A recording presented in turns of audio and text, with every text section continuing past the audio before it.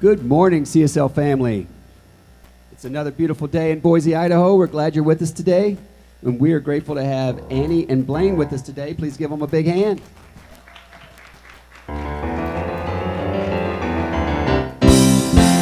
My religion is kindness, my church is nature, my God is a feeling that lives deep inside. My job is to be conscious, my path is forgiveness. My religion is kindness, and I practice it every day.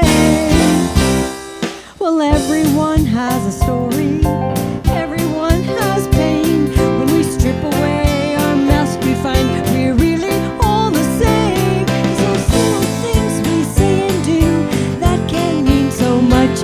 It's a smile of connection, a simple love and touch. My religion is kindness, my church is nature, my God is a feeling, He lives deep inside. My job is to be conscious, my path is forgiveness. My religion is kindness, and I practice it every day. Today I'm gonna ask myself, what more can I do to be a diligent child of God? Let my love shine through. Gonna let my heart be my guide to be the best of me. Gonna share my joy, share my love, give it proudlessly. My religion is kindness, my church is nature, my God is a feeling, He lives deep inside. My job is to be conscious, my path is forgiveness. My religion is kindness, and I practice it every day. Jack and Jill went up that hill to fetch a pail of water. When Jack fell down and broke his crown, well, Jill came running after. I said, Jack, tell me, what can I do to help ease your mind? He said, just be kind and hold my hand, I know I'll be fine. My religion is kindness, my church is nature, my God is a feeling, it lives deep inside. My job is to be conscious, my path is forgiveness. My religion is kindness, and I practice it every day. My religion is kindness, and I practice it every day.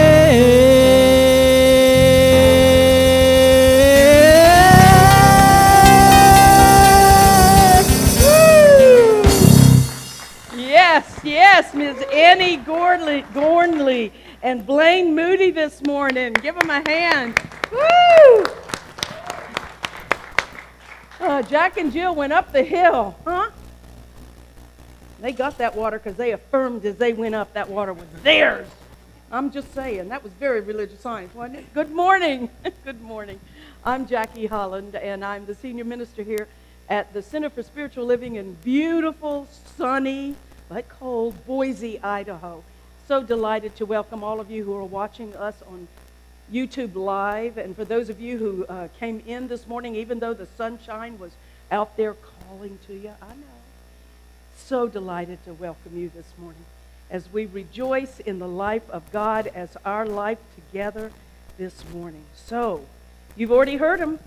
Annie and Blaine, amazing New Thought musicians. Let's just thank them again. You guys like have a name for your group? Y'all need to come up with something like, I don't know. We'll work on that. Yeah, work on that. Y'all give them some thoughts about what Maybe they need to name their little group something. here. Oh, backing them up with the beat, of course, is our beloved Phil Bowden. Ted McClurg on the beautiful bass, yes. And hurting all of us chickens this morning and cats this morning is our talented, handsome, and much loved musical director, Mr. Rex Miller. We have the best music in Boise, Idaho on Sunday morning, and I say it every Sunday, and I mean it every Sunday too. I'm telling you, we are just so blessed by our music team. So stay after church and give them some love, really. Join us after church for hospitality because we have some wonderful cookies brought to us by J.J. Bullock and Darlene G. I saw those cookies back there, Darlene. So please stay after church and have some coffee and some tea with us and speak to someone that you don't know If you are visiting with us for the first time, we are delighted to say welcome. And if you're with us for the first time on YouTube or watching us for the first time on Facebook, thank you. Thank you for tuning in. And if something touches your heart today, I invite you to share this with your friends so that they too can understand this life-affirming, life-changing philosophy of religious science. Back on the sound booth this morning is Mr. Rob Compton. Yeah, Rob. And our camera person is Miss Jenna Nash. We are so grateful to these volunteers who come in and assist us. This week, the cosmic cleaning crew that came in, that made your church wonderfully clean and ready for you was Miss Twyla Leto. So delighted to have her. Our E-Blast volunteer is Miss Deborah Whitman this week. And if I left anybody out, hospitality setup was JJ. Cleanup will be whoever cleans up. Will be Miss, yes, Miss Margie Strong. Thank you. And I don't know if you noticed when you came in that there was Mr. Harold Whitman in the lobby. Yes, Harold Whitman. Yeah, we're yelling at you back there, buddy. Harold Whitman, come on here so people can just love you. No, he's not going to come. Harold Whitman had, yes, here he comes. Harold Whitman had some made. Harold!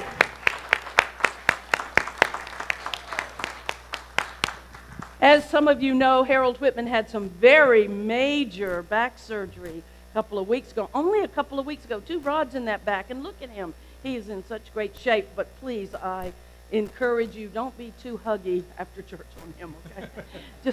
just walk up to him and go, Namaste, Harold, or whatever you need to do. Anyway, seriously. And also greeting you this morning was Cheryl Houdon, and JJ was out there, and everyone that just hangs around to get their hugs and their kisses on Sunday morning. You know, every Sunday I thank the volunteers for the work that they do here, and every Sunday I say the same thing. We are a volunteer organization. There are only one paid staff member in this church, and you're looking at her. And almost everything that's done in this church is done by people who love their church and volunteer. So every Sunday when I say these things, if you're called to bring cookies or you're called to help clean or urgent need for you work with our youth, if you're interested in assisting, we need somebody to run the camera, and it's very simple. The sound people need a little bit of a break, don't you? And we need people who know how to do computer work. The bottom line is everything is simpler than I make it sound when I'm up here asking for volunteers. And then there's some faces looking at me going, she's lying to us. I'm really not. And on this note, I just want to say, and for those of you who are too far away, we thank you for your prayers and your support. But for those of you who are in town, you know, we invite you to come back and to help support the church. I want to tell you this. For those of you who hesitate about working in our youth church, I want you to know that I personally will be doing the training for working in youth church. I spent 20 years of my life working with the largest youth group in this movement, and it is my delight to train you on how to work with our young people, because it's not work. I really want to say that I want to train you how to play with our young people, from teenagers down to nursery. These children want to come to church. They want to know a spirit, and it's their church as well. So if you're called to that, please sign up on the volunteer form on the back of the sanctuary, and I will let you know when the fun workshop, we should call it a fun shop, is going to happen. So please come forward, and thank you. Once again, I'm just going to ask you to thank all of our volunteers. So let's just take a moment now. Take a moment and let all of this stuff, announcements, names, activities, drift away. And I invite you to take a deep breath with me into those strong, healthy lungs.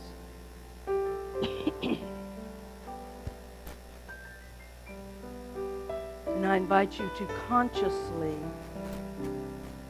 speak silently to yourself about being here, now, present in this moment. In this moment.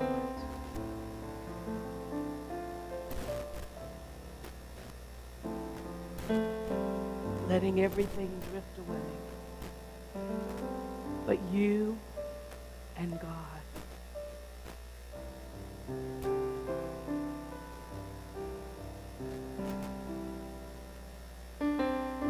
We open our hearts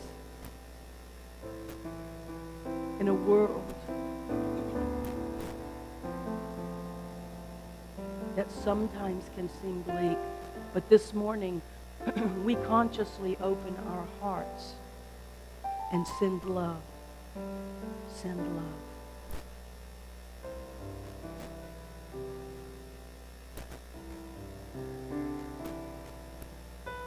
Breathe in and out.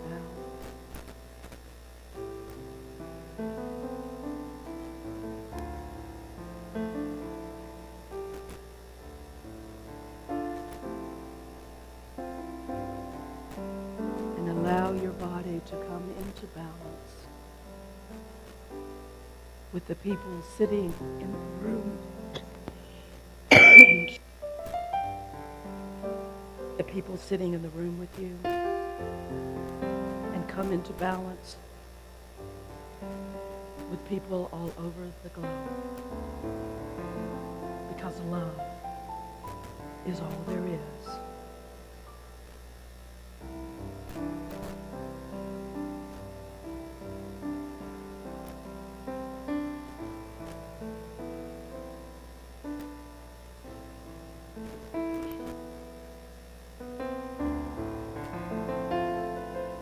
So we open our hearts, our minds, our spirits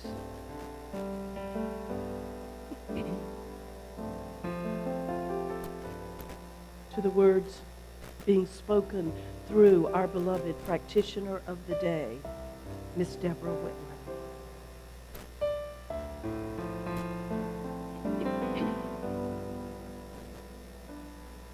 Good morning. It is my honor to introduce Phil Bowden, who will light the world religions candles from the Christ candle.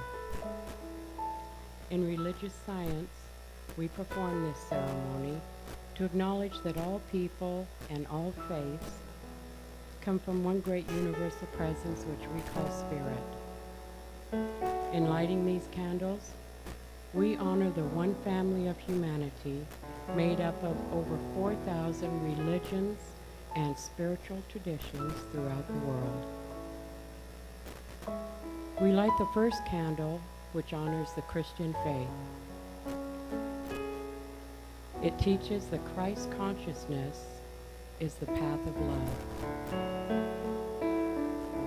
We light the second candle for Islam. Their chief religious discipline is prayer. Here we learn, treat people kindly in this world, and you will have kindness. We light the third candle in honor of Taoism. It is pointed out, can you not see that wisdom is trust, goodness is acceptance, and contentment is simplicity? We light the fourth candle for Buddhism. The goal of Buddhism is to let go. We light this candle for release. The fifth and final candle honors new thought. Letting go of all that opposes your purpose, a reliance on the law of good, and an unqualified trust of spirit. So let us quiet our minds and open our hearts to the message being sung by Annie and Blaine.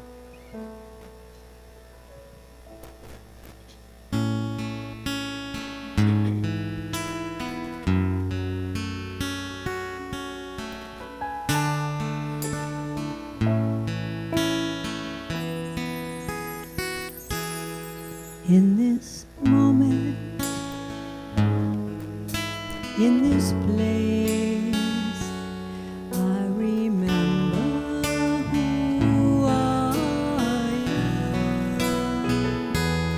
am, letting fear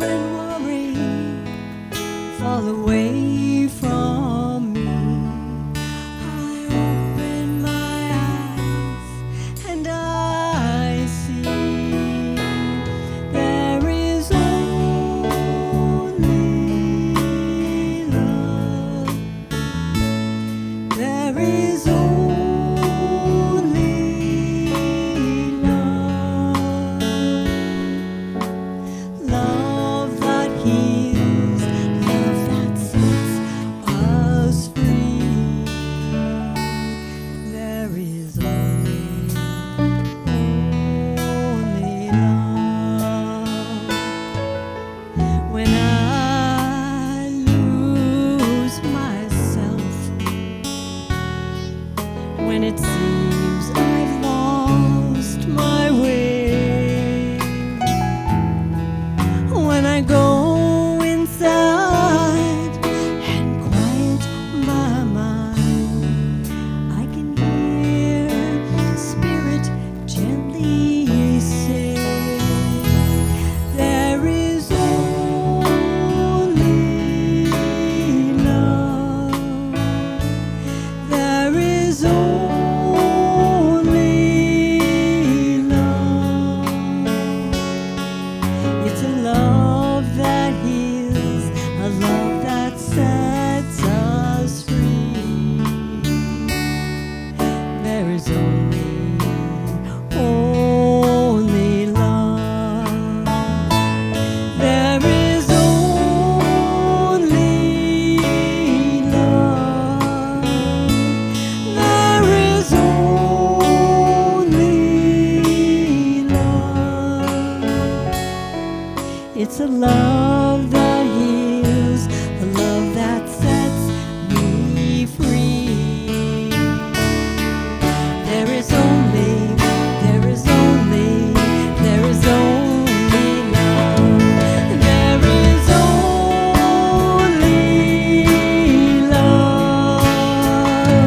There is only love. Love that heals, love that sets us free.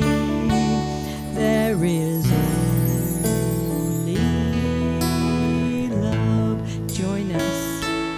There is only love. There is only love. Love that heals, love that sets us free. There is only love. One more time. There is only love. There is only love. Love that heals, love that sets us free. There is only love. Please join me in prayer.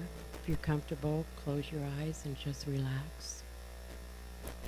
There truly is only love. And as I look around this sanctuary and all these faces, love is what I see and love is what I feel. Knowing that this love is just another name for a spirit, for God, for divine intelligence, and it flows through each one of us. And in this moment, I want to say thank you, Spirit, for this service today, for all of these wonderful volunteers that came forth to make it possible, for our musicians, and especially I want to say thank you to Reverend Jackie for the message that she has delivered to us today as she stepped aside and allowed Spirit to work through her. And it is from this place of love, it is from this place of knowing that I accept this, that I release it into the law and just let it go and let it be. And together we say, Namaste, Om, Shanti, Ashe, Aho, Amen, and so it is. Now let's welcome Annie and Blaine.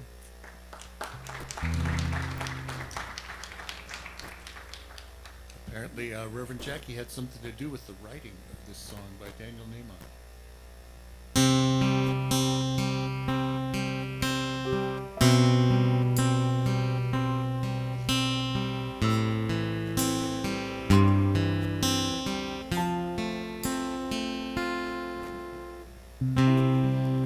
One power,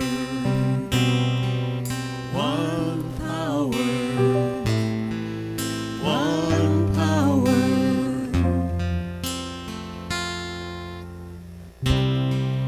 There's one power invisible,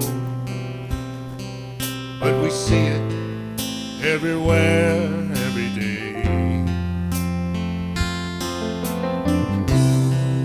One power indescribable, but we speak of it with every word we say. It's mysterious until you know the truth. It's as simple as the love inside of you. Call it God, call it Spirit, call it Jesus, call it Lord, call it Buddha, Ma'alua, angels' wings or heaven's door. But whatever name you give it, it's one power, can't you see? The power of the love in you and me. One power, one power, one power.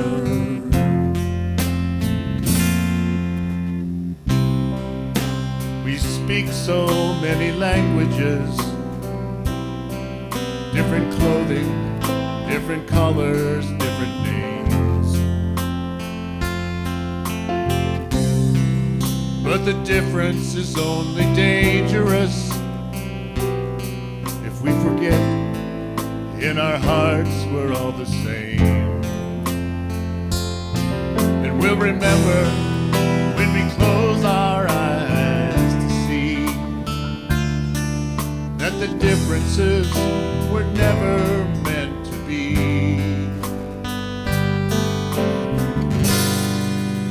Call it God, call it Spirit, call it Jesus, call it Lord, call it Buddha, Ba'alua, Hashem, or heaven's door. It's Muhammad, it's your mind, it's your soul, it's your sign, it's the universe, it's music, Mother Earth or Father Time.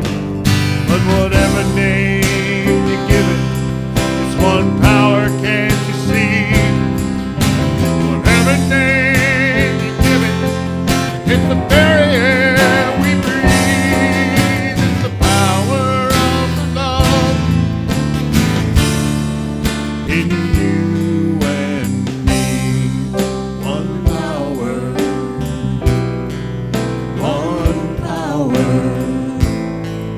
one power. It's the moment of creation. It's the everlasting peace. It's the freedom of forgiveness, the sweetness of release. It's the joy of inspiration. It's the sunshine on your face. It's the birthright of all nations. It's the boundlessness of space. It's the beauty of a baby, the serenity of sleep. And it's the anger you abandoned for love that's most deep. One power, oh, one power. It's the power of the love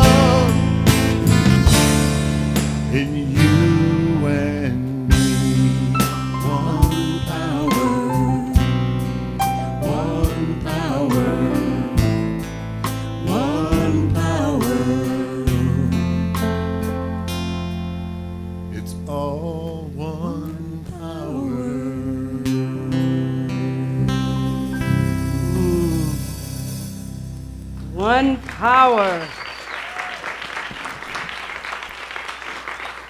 Mr. Daniel Namaud's wonderful song, One Power. Thank you, thank you, thank you. Good morning, good morning, good morning. So we continue the month of love, February, the love month. We're talking today about love being all there is, all that you need, all that there ever will be. Deepak Chopra said, loving another person is not separate from loving God. One is a single wave, the other is an ocean. One is a single wave loving one person, and the other is loving the entire world. Yesterday, I was at a meeting, or a little conference, down at Cathedral of the Rockies with our state senator and a doctor and some legal professionals as we were exploring the laws that are impacting Idaho, not only in the short term, but in the long term. The laws that are coming up in the legislature to prohibit citizens from actually telling their legislature that we're unhappy with what they're doing. I don't want to go into all of the details. It truly was about the abortion laws, but it also was about how some of the other laws that are being passed are also influencing those laws.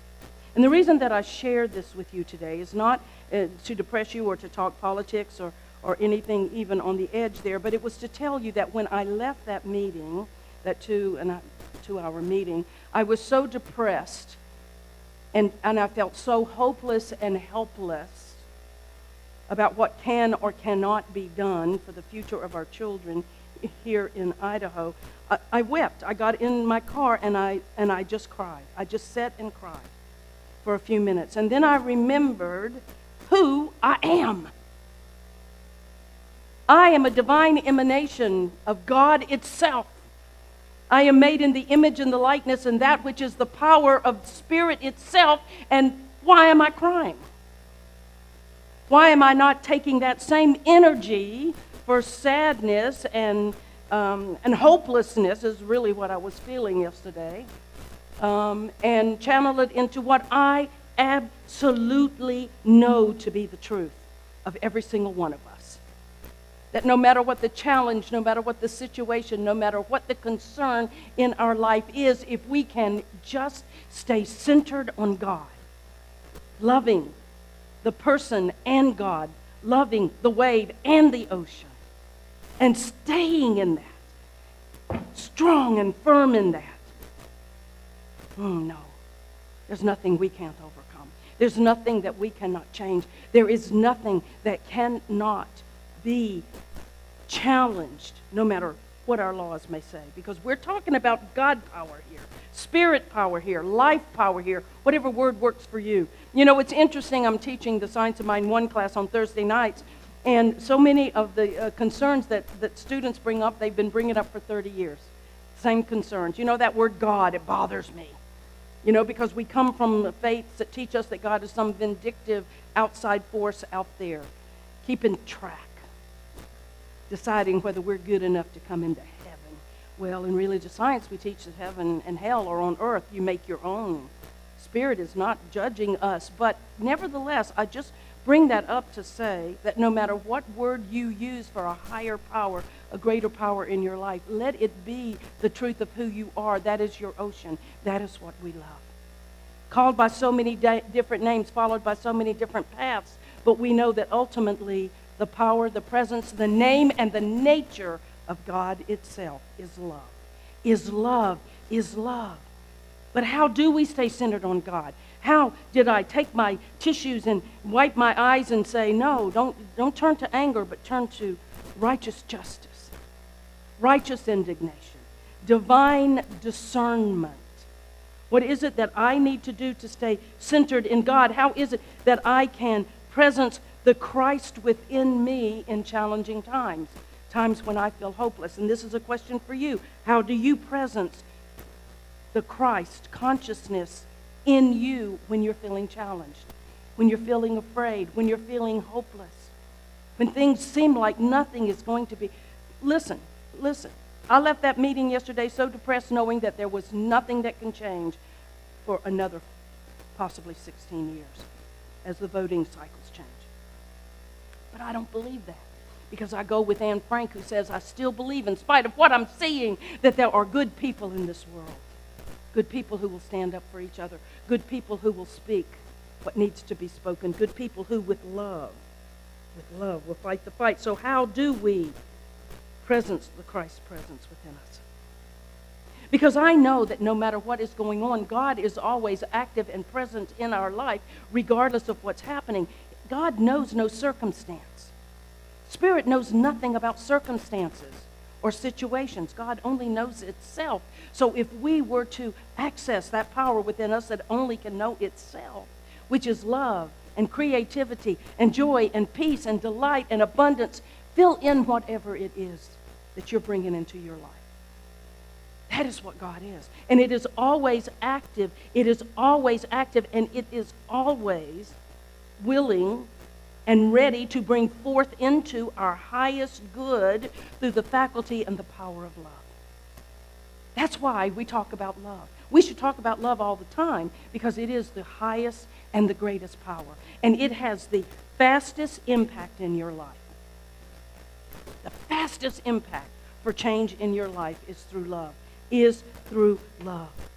It's brought forth through your authentic self when you love yourself enough to face the fears and the challenges that are in front of you. And that's what it took for me yesterday. It took me to face the fears that I was feeling, the hopelessness that I was feeling, and realizing, Jackie, you are not one person fighting this fight alone. You are one of many good, conscious people. She's pulling on her collar. Just ignore her. She's trying to get attention. She's like her mother. For those of you on the camera, that's my dog trying to get attention in the sanctuary.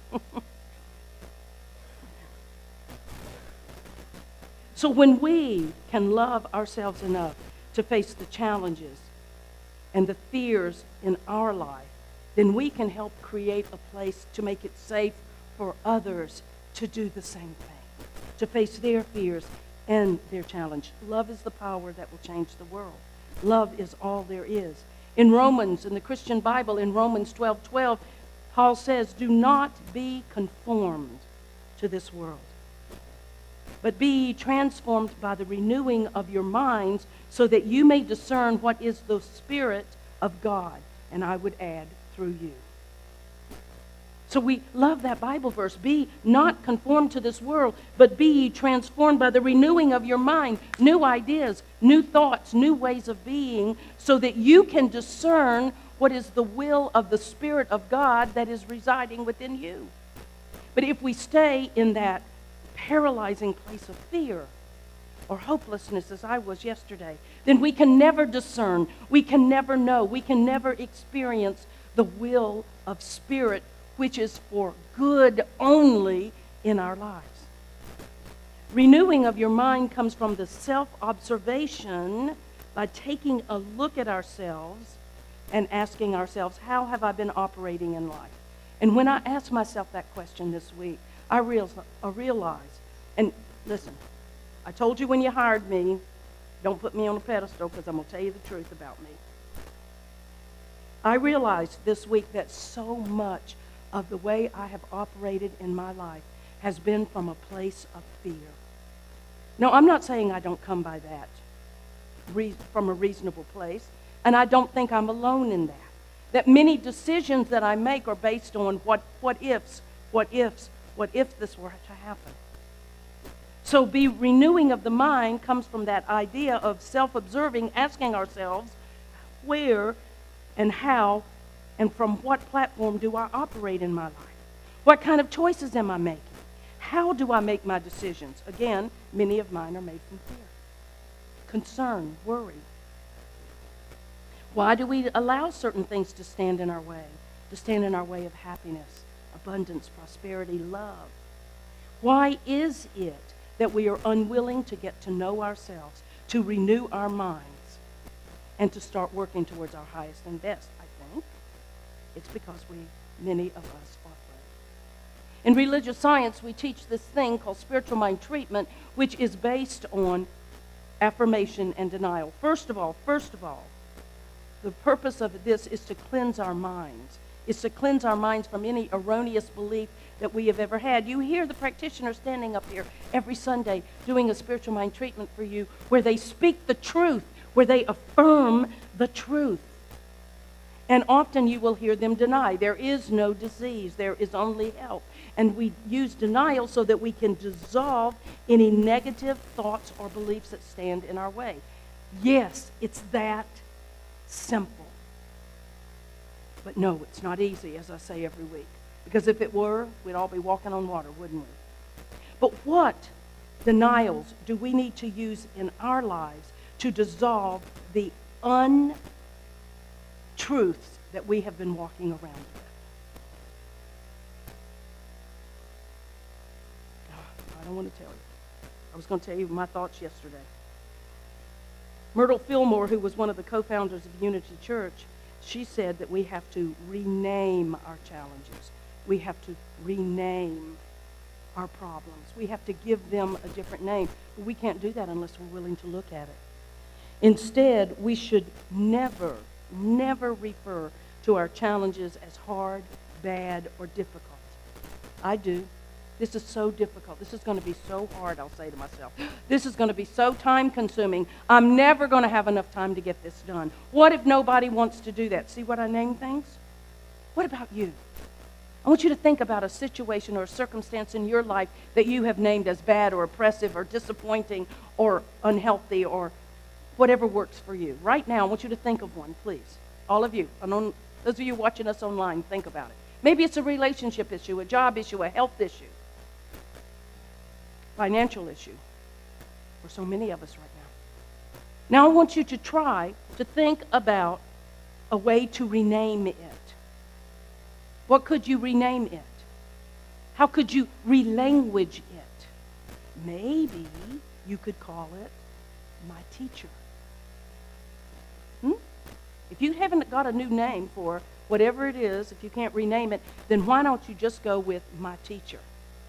This situation is for my greater yet to be. It's for my learning. It's for me, my teaching. So then you can turn and you can say to this situation, circumstance, event, activity, you can say, what are you trying to teach me? Teach, you couldn't say.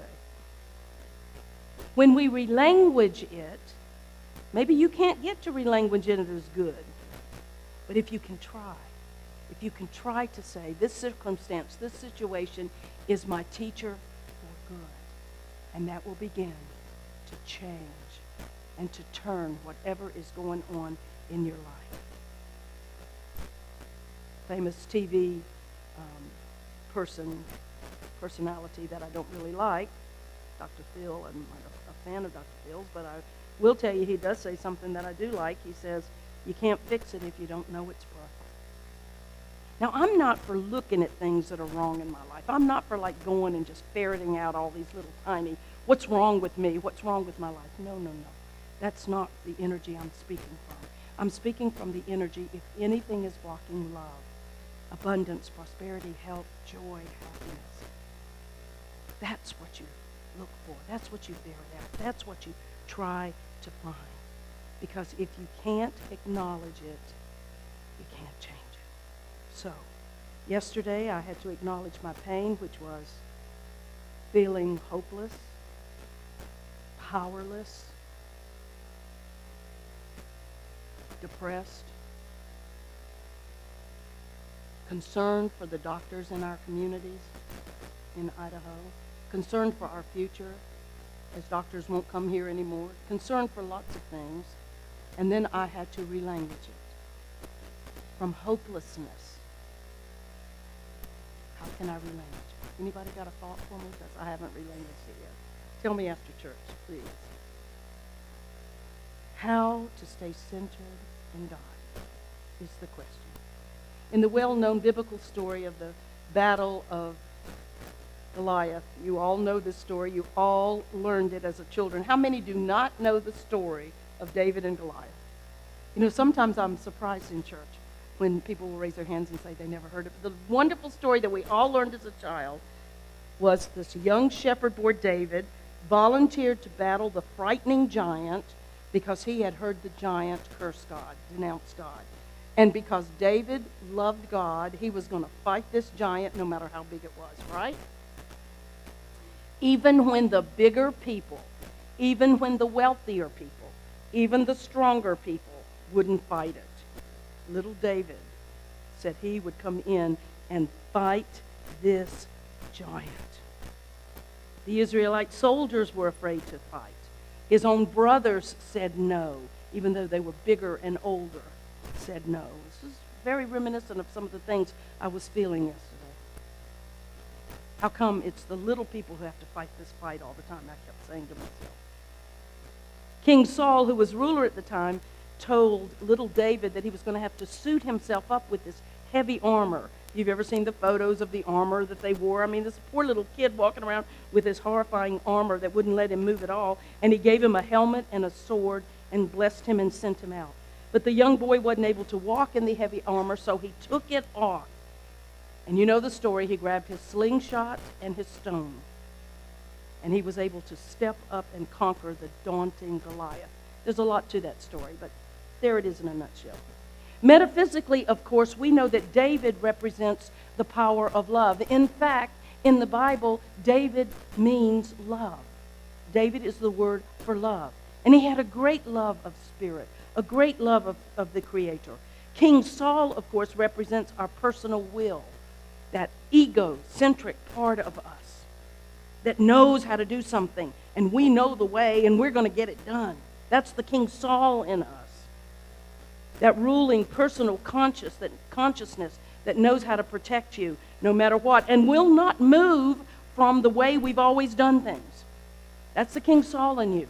Remember, the stories in the Bible are stories of you, and you are every character in every story. So you are David, casting off something that does not fit you and is weighing you down. And you are King Saul that's struggling with this idea that, no, this is the way my mama did it, my grandmama did it, and I got to do it. This is the way society is telling me to do it. This is the armor that I'm supposed to put on. This is the costume that I have to wear to be acceptable to you.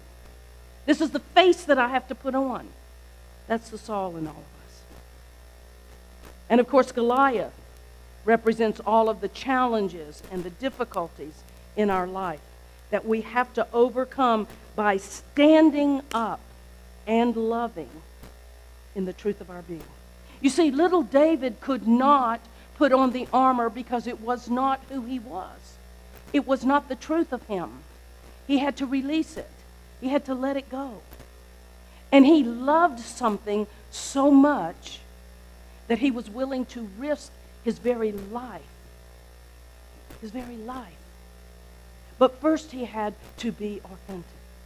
He had to cast off the falsity of this uniform that was put on him. I believe, and our religious science teaches, that love is the power that will overcome all difficulties, no matter what it is. It is the power that will heal all situations. It is the power that will bring harmony and help and wholeness to all of us. Love. But most of us don't stand there in this amazing power.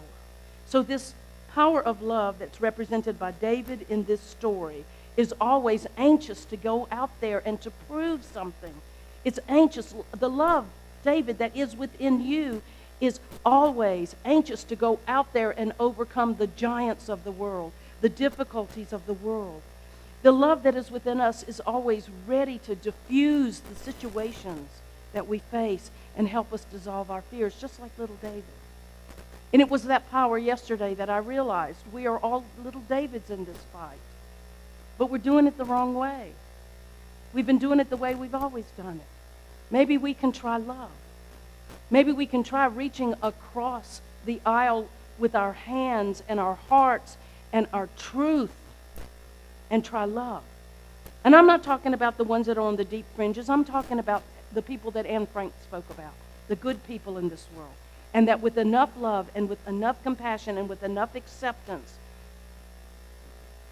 standing in our oneness, we can overcome any challenge, a personal challenge or a planetary challenge. Because love is the most powerful thing on earth. Because love is simply another name for God.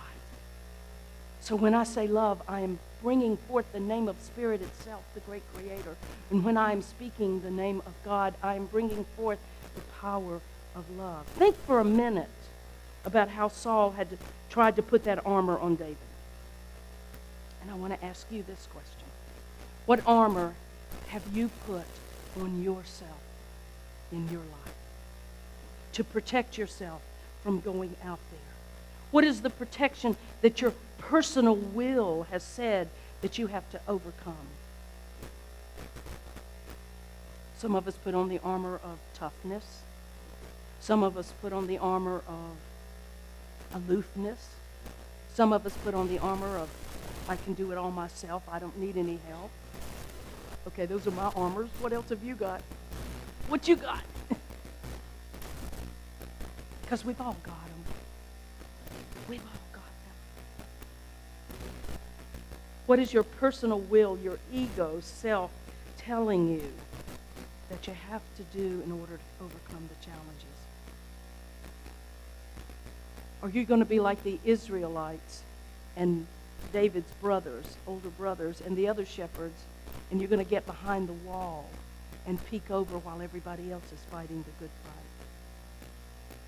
To feel love, to be loved, to express love, to receive love. And listen, you're talking to a woman who hadn't had a date in 27 years. No, I mean, I don't. So I'm not talking about that kind of love. And I wouldn't ask you to come to me to get that kind of, to come and get that kind of advice. But I'm talking about cosmic love here. I'm talking about divine love here. I'm talking about agape love here. Unconditional, total receiving, total giving, total acceptance, oneness. That's the love that I'm talking about. But you got to take off that armor. When you're facing the Goliath in your life, whatever it is, a health challenge, a financial challenge, whatever challenge is in your life, and if you don't have any challenge, I'll say bless you, bless you, bless you, bless you. But whatever it is that we have put on to protect ourselves, instead of going forth with only, as little David did, with the power and the protection of love, knowing that God is love, knowing that God is power, knowing that God is protection, knowing that spirit, life, infinite intelligence can overcome everything. And we begin with denying the things that don't belong in our life and affirming the things that do belong in our life. And that's the only armor that we need. Because God is everywhere. God is everywhere. And we have the power to overcome any obstacle and any challenge. But most of us, when we're faced with a mountain or a challenge, we pray for that mountain to be removed. And sometimes that mountain is calling for us to climb over it. Sometimes we got to do that work. Sometimes we just have to dig in and say, I know I can overcome this. And I will, and I will, and I will. But only if we start from the place of love. We can allow challenges or obstacles to stop us, as I started to do yesterday. I started to send in a letter and say, I can't do this anymore. I just can't. I fought this fight 50 years ago. I can't fight it again. I started to write this letter filled with a lot of angst and love and darkness and pain and blame. Because we went to sleep, I said in my letter that I was mentally writing in my mind. And then I realized there's a mountain that's calling you to climb it with love. To climb it with love, because we are all so much more capable than we give ourselves credit for. Because if we have enough faith, if we have enough perseverance, we can overcome any obstacle and any challenge. And I promise you that. I tell you that with all of my heart in those moments when you too may feel discouraged. And maybe you're not talking about a law that's got to be changed. Maybe you're just thinking about something in your life, because in spirit there is no big or small. There is no large or little. There is no time or space. Your obstacle is as big as and important to you as any legislative law that we're looking at. I believe with all of my heart that God provides for us at all times, that whatever we need will be given to us when we need it if we are open and receptive to the power and the presence of God. I believe this. I believe that every time one person opens their mind to the fact that love and peace and equality and oneness are integral parts of the human being, I believe that it impacts all human beings the moment one person opens their mind. You're sitting in a religious science church because you are open-minded people, because you believe in oneness and that what impacts one of us impacts all of us.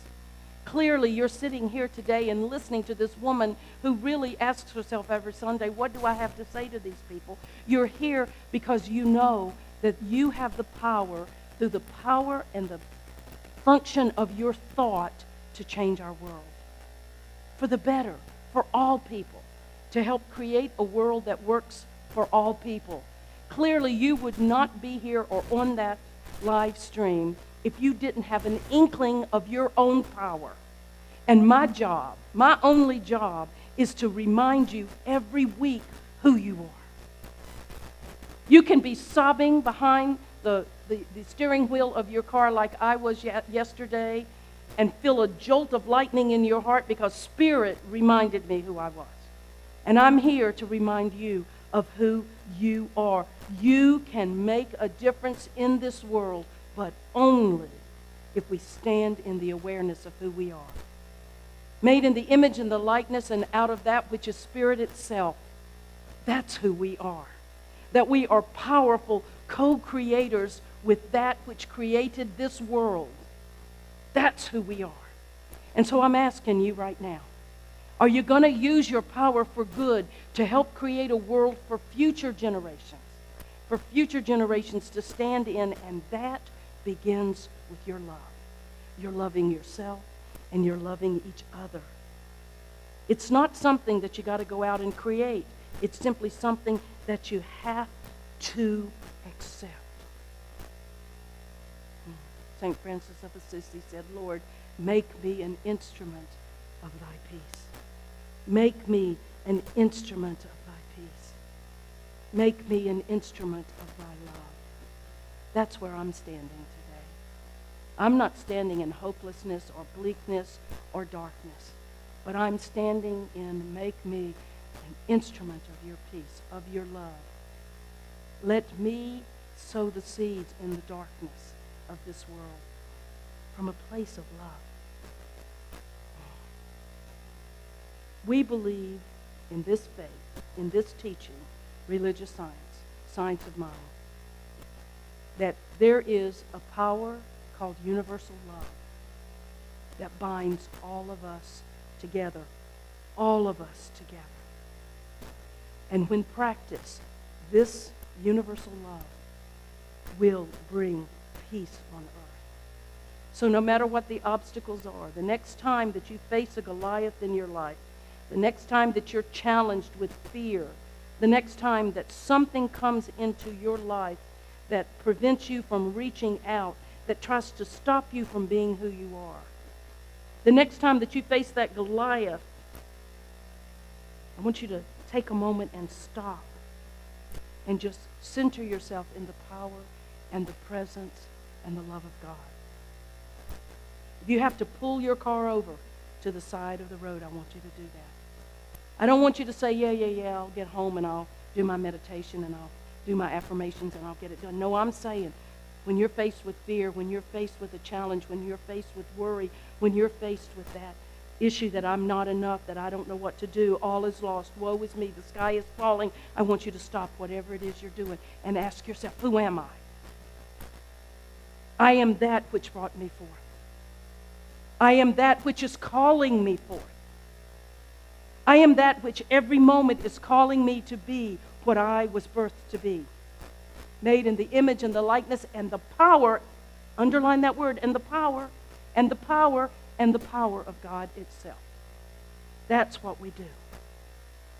Remove whatever it is that you have armored yourself with any costume, any false idea of who you are. Take it off, as little David did, and stand, perhaps not completely naked, but stand in your truth, naked from all the false illusions. Yes. Be in that presence of that love that faces whatever difficulty is going on in your life. And allow that love to diffuse anything that does not believe as you do, that does not know and accept 100% that love is truly all there is. Peace and blessings. Inviting Deborah to come up with us this morning. Let's just take a deep breath, and right this minute, I want you to think about your Goliath. You've got one. I believe you've got one. Oh, what a beautiful message. Thank you, Reverend Jackie, as we take this into prayer now. And first, let's just recognize that one presence and that one power that is everywhere present. That power that wakes you up in the morning. That power that is at the very center of your being. That is that divine essence. Whether you want to recognize it or not, it is there. You can never get rid of it. But you can use it for bad or for good. So let's just know that we are one with this presence and power. And let us now think about something. What is it that's weighing you down in your life? What is it that you just can't seem to escape from, you can't get away from? Let's just put those spiritual hip boots on and let's just walk right through it. Let's know that we can use that power. That we can use that power to bring forth all the good that we want in our lives. As big as your mind will allow you to think is what God is going to give to you. So know absolutely that you are worthy of that perfect health, that perfect job, that relationship, the home. No matter what it is, you are worthy of every bit of it. So let's just release that thing that is weighing you down. Let's just release it. Let it go. With every breath you breathe in, know that is a breath of God, and release whatever is bothering you. So I absolutely know these truths. I accept them. I accept them for all of us. And I'm going to just release this into the law, and I ask you to do that with me. Just release it into the law and let it go. And let's just let God do the work. Surrender and let God do the work. And so it is. Amen. And continuing in the consciousness of prayer this morning, we continue to hold so many people in this church that have requested prayer. We particularly this morning are holding the family of Rosalie Niedema in our hearts and in our prayers as they released Rosalie to her greater yet to be, dancing in her body of light. And I know the same truth for our member Sandy Conservier, who made her transition this week as well, in peace, in love, hurting no more. We continue to pray with Ann Hendricks, who is having knee surgery this week. And we hold our beloved Mary Borg in our hearts right now as she released her mother this week, last week, Maxine. Maxine is free at last with her great Creator, as she believed it to be. We are blessing the family of Saswani, We know for our beloved, beloved former President Jimmy Carter, as he enters hospice yesterday, that this is a man whose life is well lived.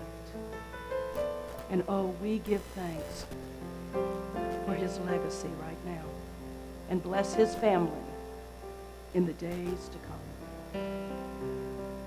As we continue to pray for the victims and the families in Turkey and Syria after this devastating earthquake,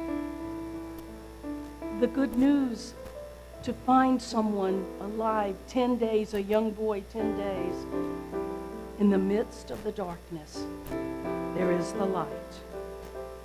And for this, we are so grateful. We celebrate with Harold Whitman and his successful surgery. We celebrate with all of our loved ones that are traveling and having vacation. We give thanks for the joy of their life as well. Thank you, God. Thank you, Spirit. And I say happy birthday, Ken. Happy birthday, buddy. And we let it be now. And so it is. Amen. Amen. Amen.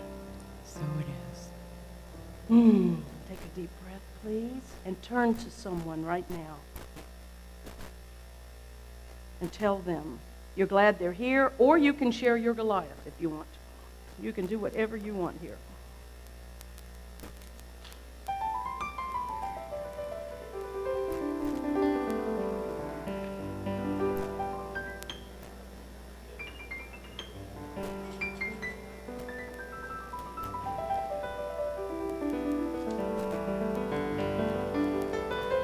So thank you so much. Once again, I just want to say thank you so much for being with us.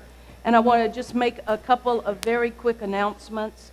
First of all, yes, you have heard of the passing of Rosalie and of Sandy. Sandy, many of you might remember Sandy. She worked in our youth church, but she moved to Seattle or to Washington to be near family as she continued her liver cancer battle, which she passed away day before yesterday at 3 o'clock in the morning in peace.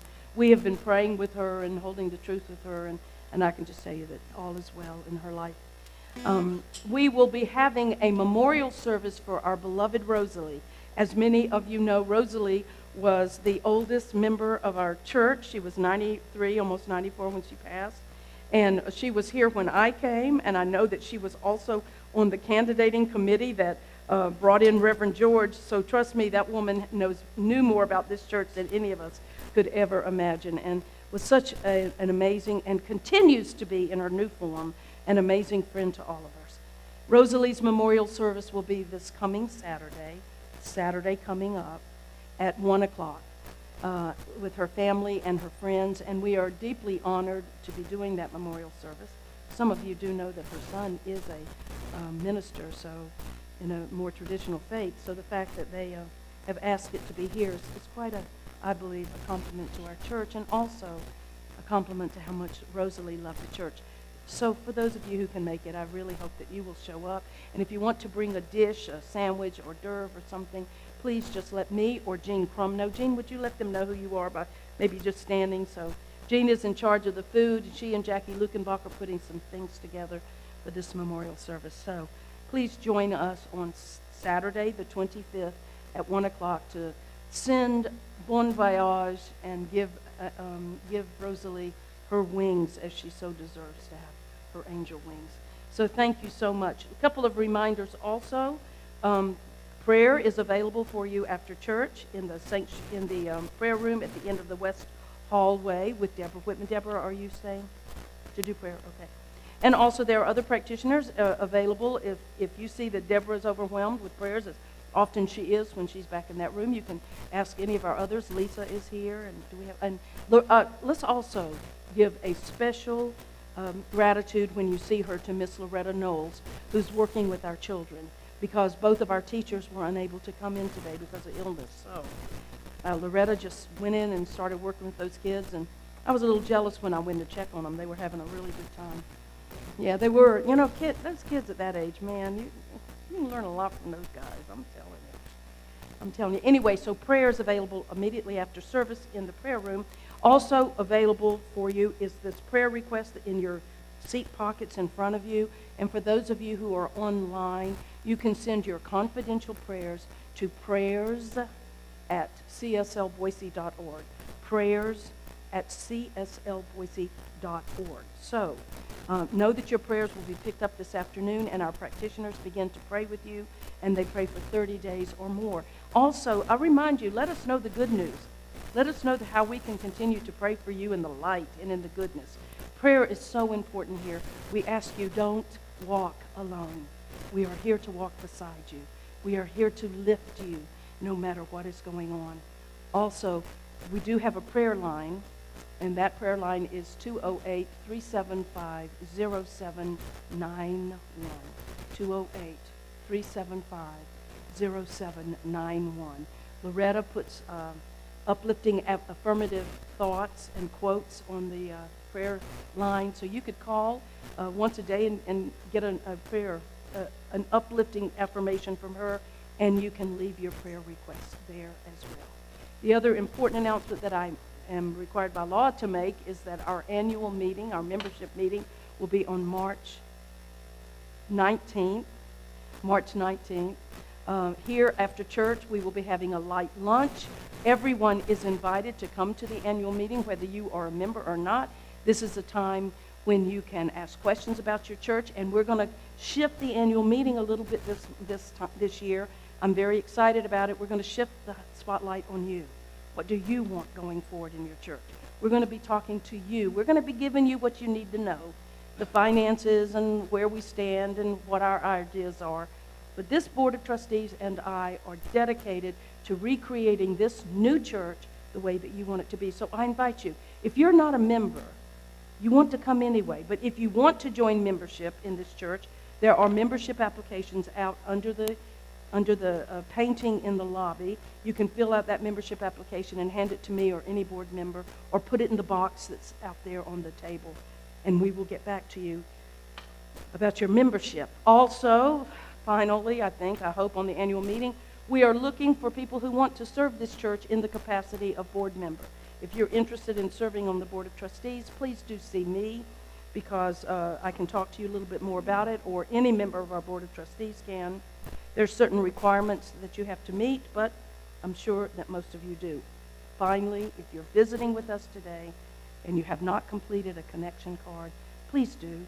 Fill out this card. It gives us your email address and information about you, and then we can get back to you if you say, yes, I want to. As I know you're all going to check, please send me information about volunteering in the children's church.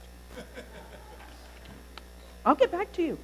I'll call you today. No.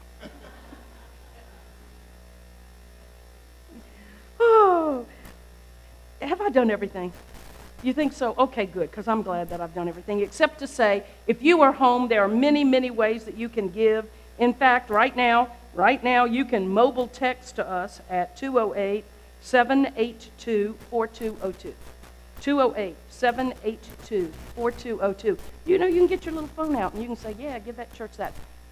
Anybody in the church was the $1 billion lottery winner? No? Oh, well, I was going to say you could give 10% right there in your text. Although it would probably blow your phone up, I think. Don't you think it would blow the phone up if you said give $1 billion? I don't know. But you can send any amount by text, by check. There's so many different ways. If you're interested, they're putting it on the live feed now. And also you can go to our website, which is cslboise.org. cslboise.org. Okay, I feel a little bit like David trying to overcome all of this stuff right now. Let's just know that this, which we call money, that has been received at the church here as your gift, as your offering, goes to support so many ministries in this church. We tithe between 5 and 10% of our money back into our community to another 501c3. So please know that the money that you give here also goes to benefit the 501c3s, the nonprofits in our community.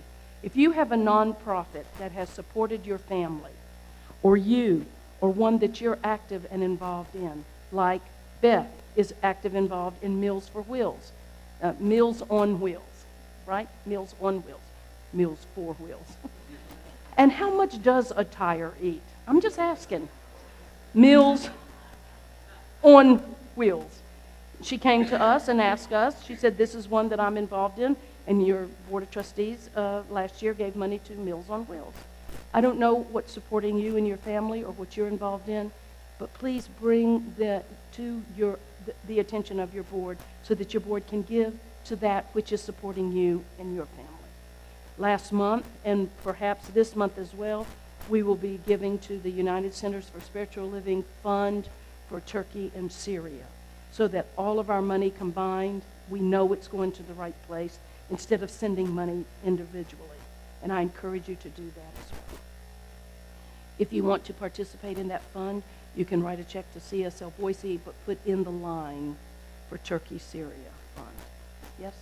So let's just take our gift, our offering in our hand, and know that right where we are, the Spirit, the abundance, the love, and the joy of God is right here. That we are one with that. And because we are one with that power, we too are abundant and joyful and loving. And so I bless this which we call money, for I know that it is more than money. It is the proof of the circulation of life, the universe always giving in and through its beloveds. And so we say, thank you, God. Thank you, Spirit. Thank you, life, as together we say, divine love as me blesses and multiplies all that I am, all that I have, and all that I circulate. And so it is. Amen, amen, amen. Hit it.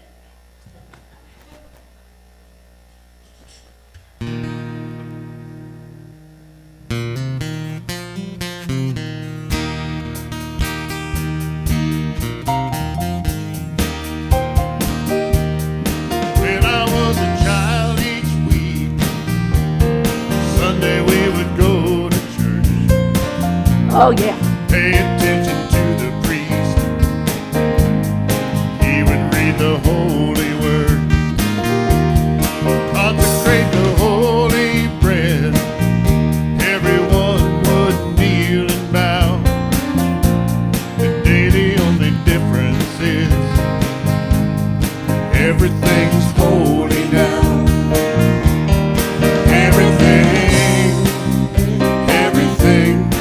Everything is holy now.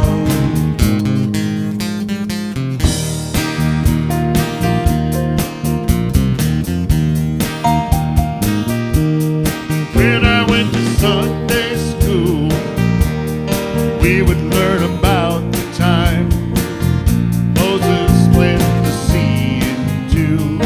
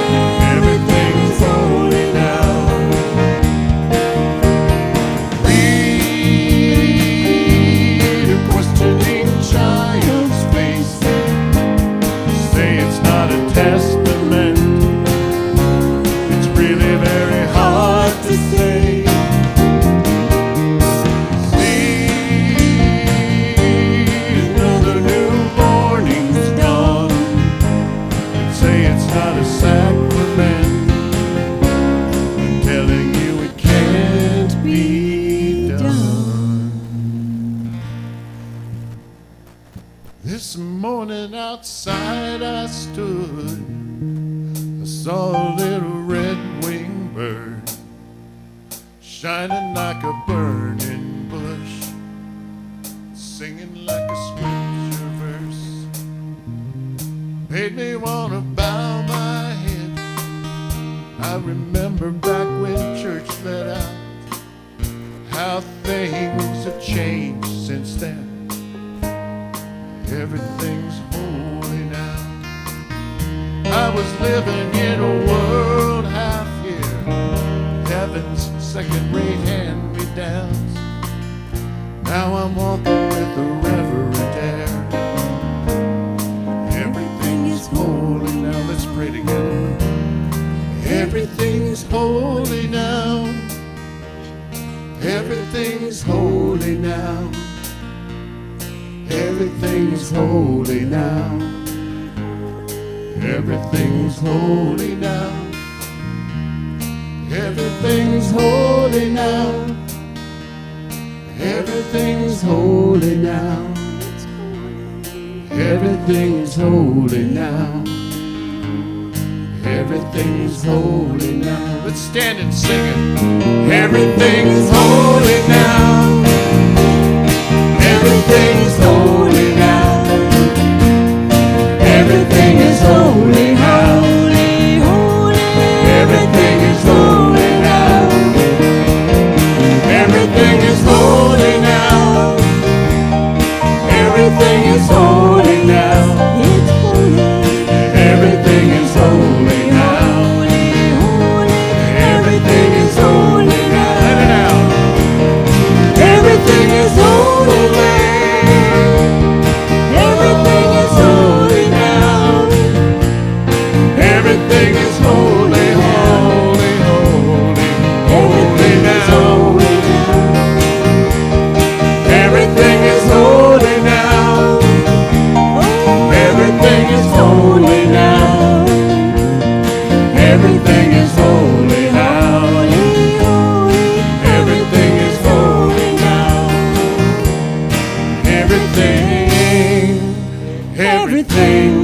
Everything is holy now.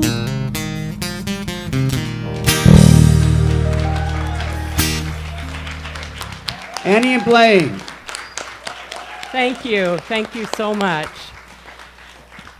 Let's remain standing for a blessing this week. May we all be blessed with an abundance of giving and receiving love. And so it is.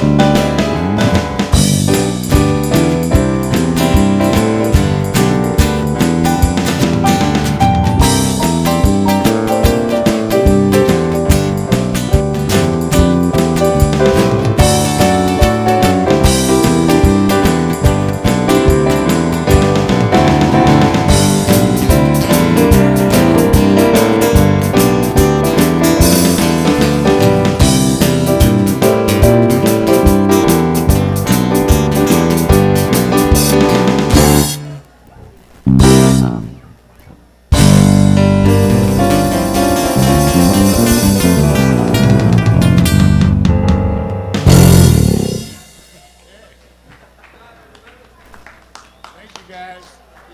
Thank you.